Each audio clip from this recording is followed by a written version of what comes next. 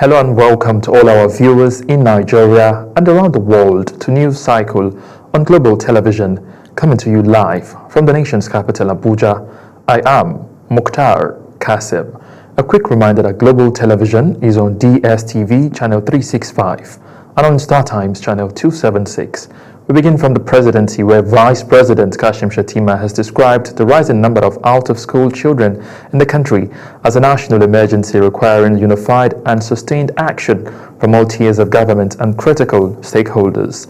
Speaking in Abuja at the 2025 Nigeria Education Forum, organized by the Nigeria Governors Forum in collaboration by government efforts alone, he added that millions of out-of-school children represent a national emergency requiring joint action by the federal government, the states, local government, and community stakeholders.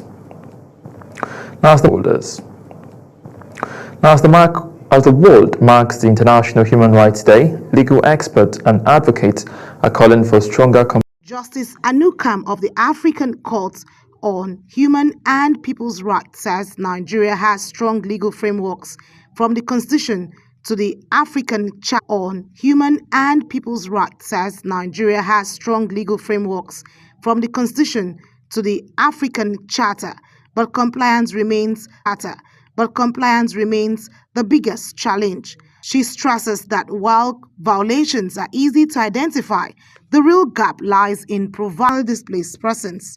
The IDP, which is a major concern this year, I sincerely hope that we will be able to make the necessary adjustments and basic rights across Nigeria. Doing our best to engage our leaders at all levels, to talk to their subjects, and to make sure we have peace and stability in our country, Nigeria. The economic team lead for West Africa of the International Human Rights Protection Agency, Dr. Aisha Lawal, says it is expanding humanitarian support, especially medical aid, to displaced communities across the country. Off the grid, we're all involved in diverse communities remains critical. And if you look at most of human rights violation, there are three main roots: spirituality, ethnicity, the one you have to do with the issue of sufficiency.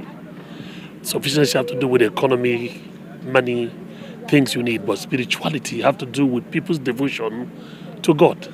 As Nigeria joins the world to reflect on this year's theme, human rights, every day, essential advocates say the message is clear. Rights must be protected everywhere, for everyone, every day. Anie T. Patrick, reporting for Global TV News. Now, in a decisive move underscoring Nigeria's leadership in regional security, the Senate has approved President Bola Tinubu's request to deploy Nigerian troops to Benin Republic following last week's attempted coup that threatened democratic stability in the country. Defense correspondent Kike Lomo Okere has the details.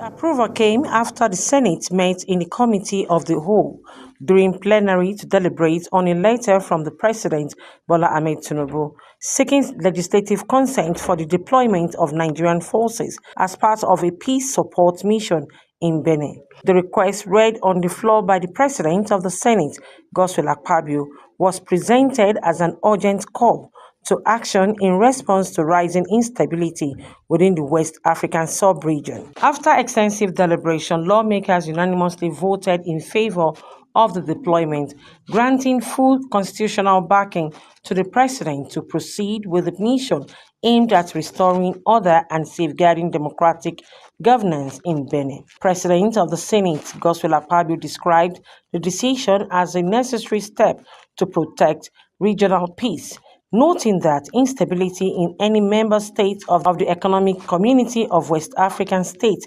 poses a direct threat to collective security. Peace mission and restore order and sanity in that country, thereby saving Nigerians from thousands and thousands of refugees, and also saving Nigerian borders from unnecessary criminality and disruption of peace and stability. Those in support of the confirmation of the approval say aye. Those against say nay. The approval is hereby confirmed. With the Senate approval set to be transmitted to President Tinubu without delay, Nigeria's armed forces are now cleared to join the peace mission, reinforcing the country's commitment to regional stability and its frontline role in safeguarding democracy across West Africa. Kike Lomo Okeri, Global Television News. And now to diplomatic affairs, where Nigeria's Minister of Foreign Affairs, Ambassador Yusuf Tugar, has affirmed the federal government's resolve to elevate Nigeria-Thailand ties to a strategic partnership comprising political, economic, and cultural collaboration. Tugar disclosed this in a statement issued through Al-Qasim Abdul Qadir, the Special Assistant on Media and Communication Strategy, against the backdrop of bilateral meetings with Thailand's counterpart, Sihasak Phuangketkeow. Tugar congratulated Sihasak on his appointment and offered condolence on recent national losses, including the passing of the Queen Mother and victims of natural disasters. Now, as the battle for peace in Nigeria's troubled northeast enters a decisive phase, the theater commander of Joint Task Force Operation Fansan Yamma, Major General Wara Idris, has described Zamfara as a top priority, vowing to dismantle bandit networks and restore lasting security to the state. The theater commander made this known during his maiden courtesy visit to Zamfara State Governor Dauda Lawal at the Government House in Gusau. Our correspondent Sadia Yakubu has the details. The visit marks the first official engagement between the commander and the state government, coming at the time when Zamfara remains a major flashpoint of banditry in Northwest, hosting several notorious criminal enclaves that have fueled insecurity across the region. The theater commander disclosed that plans are already underway to reinforce troop strength, upgrade logistics, and deploy improved equipment to the theater of operations. He added that the task force will adopt a more mobile, aggressive, and intelligence-driven posture in the coming weeks to track, engage, and neutralize criminal elements wherever they operate. We are here to bring new concepts, new innovations to these operations with the hope and intent not to reduce banditry and terrorism, but with the intent to totally eradicate it. We are bringing new concepts to the operations for greater efficiency. The theater commander also called for stronger collaboration among the 7 states within the operations coverage area: Kaduna, Katsina, Kebbi, Niger, Kwara, Sokoto, and Zamfara. He emphasized that sustained intelligence sharing, coordinated operations, and mutual logistical support are essential to dismantling cross-border bandit networks and restoring stability across the region. Your Excellency, it is expedient to inform you that the theater under my leadership has reviewed its concept of operations to adopt a more mobile and aggressive posture. This is expected to revamp our operations of the various sectors in the theater of operations towards better outcome. In his response, Zamfara State Governor Dauda Lawal affirmed his administration's total commitment to supporting security agencies. The governor announced the procurement of 30 armored personnel carriers to boost the operational capacity of security forces and intensify the offensive against bandits across the state. Governor Lawal restated his firm stance against negotiating with criminal groups, stressing that his government will continue to provide logical and moral support to troops until peace is fully restored to Zamfara. On our own part, let me say this to you, so much for the security forces. I had just discussion with you before this meeting, and I told you we're ready to provide any kind of logistics for you and your team to make sure you succeed. Mine is, I don't want failure, I want success. And of course, it comes with a cost. With renewed military leadership, enhanced firepower, and growing state-level support, Operation Fansan Yamma is positioning itself for an intensified offensive against bandits. As Zamfara takes center stage in this renewed push, residents are hopeful that coordinated action and sustained resolve will finally bring an end to years of fear and lawlessness in the Northwest. Sadia Yakubu, reporting for Global Television News. Back here in Abuja, and in renewed hope to ensure tackling rising security threats across Nigeria's campuses, The Tertiary Education Trust Fund, TET-Fund, in partnership with Bacchus Squad, has convened a 2-day national workshop which is aimed at developing a comprehensive security master plan for tertiary institutions. The initiative brings together key stakeholders to chart sustainable measures for safeguarding students and staff. Ramsey Enoch Agbo was at the National Universities Commission's headquarters in Abuja, venue of the workshop, and now reports. The 2-day workshop brought together security experts, university administrators, government representatives, and technology providers to address what organizers describe as an urgent national priority. Chairman, Board of Trustee, TET-Fund, Bello Masari, while declaring the workshop open, says campus security is a shared responsibility. This banditry will not flourish. Okay, police are not doing their job. Are you doing it? Military are not doing it. Are you doing it? The people living in those isolated places in forests and they feed, they clothe. How do they do it? Without the active connivance of the locality surrounding them? Executive Secretary of TET-Fund, Sonny Echono, says the proposed security master plan will provide a unified framework for surveillance, intelligence sharing, emergency response, and staff training across all tertiary institutions. If they go to the marketplace and pick 30 people, it will not make enough impact as going to a school to go and pick 5 or 10 students. Because people know that students are usually helpless, they are vulnerable, they represent the hope and aspirations of all of us as a people. The director of Bacchus Guard in his speech says tertiary institutions are citadels of learning. Therefore, students and instructors need a rest of mind. It's only in the campus you will find everybody. You have even some security personnel living on campus. Police, soldiers, SSS and all this. Participants at the workshop expressed optimism that once adopted, the master plan will help strengthen campus safety. Well, at the end of this workshop, we expect to have a strategic plans that will make our institution have a better improved security arrangement. This is a wake-up call for us to do better than before. In fact, personally, I've taken note of certain reforms. Taking it down and implementing it in our various institutions, it will help to bring down the security challenges and insecurity in most tertiary institutions. Due to the high rate of security situation in the country, the Tertiary Education Trust Fund, in collaboration with Bacchus Guard, have put together a workshop to train and intimate stakeholders on how they can put up surveillance as it has to do with security situations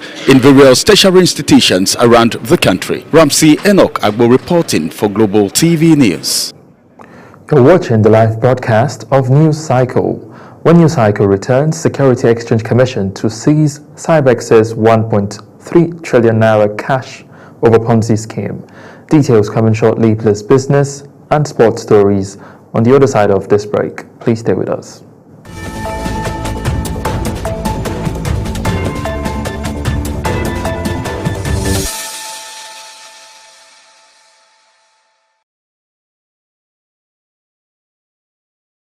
Welcome back from that break. And now to business news, where the Federal Inland Revenue Service has signed a landmark cooperation pact with France aimed at modernizing Nigeria's tax administration through digital transformation, capacity development, and improved cross-border enforcement. The agreement comes barely weeks before the formal transition into the Nigeria Revenue Service by January 2026.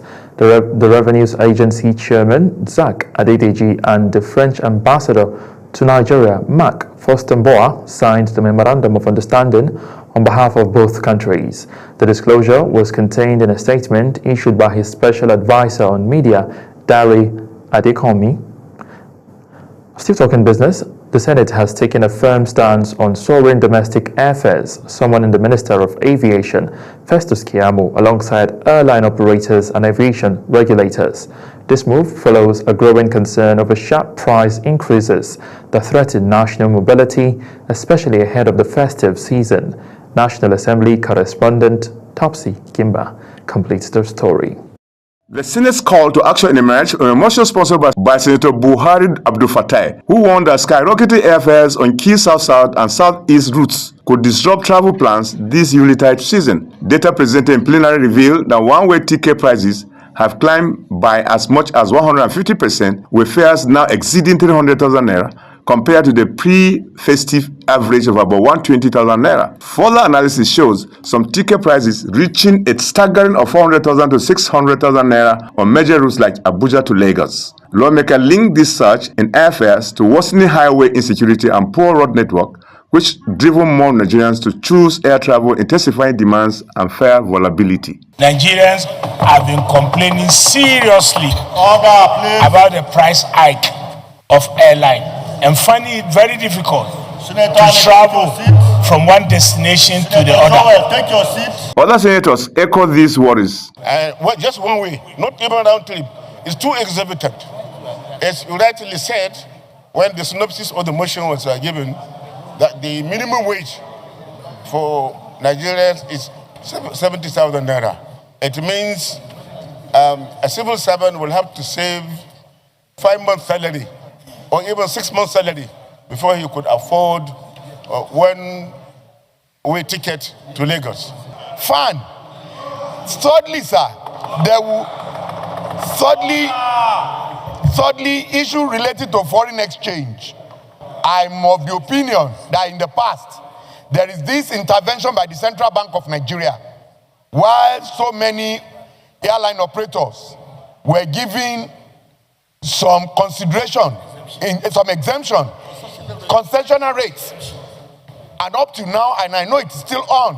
However, the Senate has tasked its committees to meet with Minister Keyamo, airline representatives, and regulatory authorities this week. They are expected to explain the causes behind the fare hikes and propose strategies to stabilize air travel costs, ensuring affordable flights for Nigerians during the holidays. That we should, as a matter of urgency, invite the relevant stakeholders in the aviation industry, including the Minister of Aviation, NCA, and FAN and others, to a close meeting with the Senate to discuss the abysmal rise in airfares, to avoid exploitation of Nigerians, and also to alleviate the suffering of people and avoid disruption. The Aviation Ministry and airline operators are now under pressure to provide clear answers and workable solutions as the festive season approaches. Topsy Gimba, reporting for Global Television News. The House of Representatives Public Account Committee has given the Nigerian National Petroleum Company Limited a final deadline of December 15 to appear before it and submit all outstanding documents relating to 2021 audit queries. National Assembly correspondent Anita Patrick reports. Committee chairman issued the directive at a strategic meeting in Abuja. He expressed displeasure over NNPCL's continued refusal to honor the committee's invitations, describing the conduct as disrespectful to the parliament. Okay, which is still thought. So we'll give you up till Monday 15th, but before then, liaison officer, please ensure that whoever has a responsibility to submit any of the outstanding documents that have not been submitted does so. It is very important that we have the necessary documents to work with. Before the ruling, the chairman read a letter from NNPCL's Group Chief Executive Officer, Engineer Bayo Ojulari, who explained his absence due to an engagement at the presidential villa. But lawmakers faulted the company's attitude, insisting it was obstructing the audit review. Mr. Chairman, sir, this committee is very important to oversight everybody in this country. NNPC cannot be above this company. Does it mean that they have not been auditing their account for the past these 2 years that have been a limited liability company for years? It's just a matter that they have audited their company. They have done all they can do. Why don't they just find a time, come and resolve this one before we go to other years? Following an appeal from NNPCL's National Assembly Liaison Officer, Umar Farouk, the committee granted a final grace for the company to appear on December 15th and tender all required documents. On this engagement with presidency. So that is why Mr. Chairman, sir, if you can recall, we were here with you on Friday. We're here with you, on Wednesday to show our seriousness and to show our readiness with our management to come and appear before this August committee. NNPCL is expected to respond to several audit red flags, including payments to contractors for abandoned projects, failure to deduct statutory taxes, and alleged irregular payment by the Chief Finance Officer without due approval. The committee says NNPCL's compliance next week will determine its next line of action on the 2021 audit queries. From the National Assembly, Anieti Patrick, reporting for Global TV News. On the foreign scene, Australia has become the first country to ban social media for children under 16, blocking access in a move welcomed by many parents and child advocates, a move that has been criticized by major technology companies and free speech advocates. Our correspondent, Uyi Agmofuegbe, has the details.